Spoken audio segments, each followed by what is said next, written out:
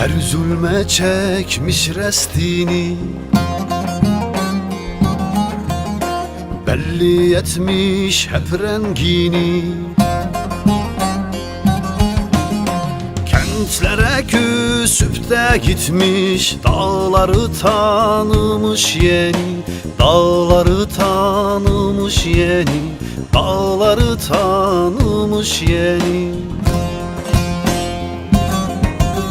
Saçlarında da izi var, gözleri asili kokar. Pes etmez, direnir durur, özgür bir yaşam arar. Saçlarında da izi var, gözleri asili kokar. Pes etmez, direnir durur, özgür bir yaşam arar.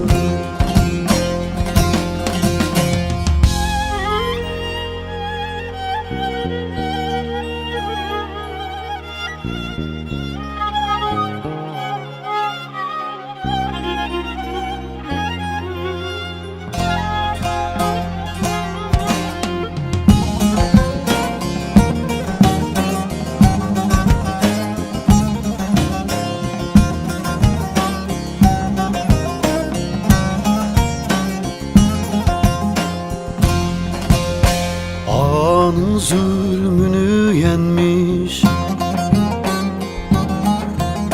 sistemin mührünü sökmüş.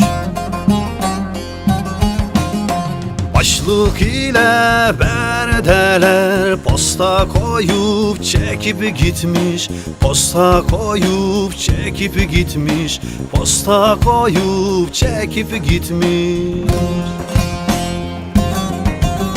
Saçlarında da izi var, gözleri asili kokar.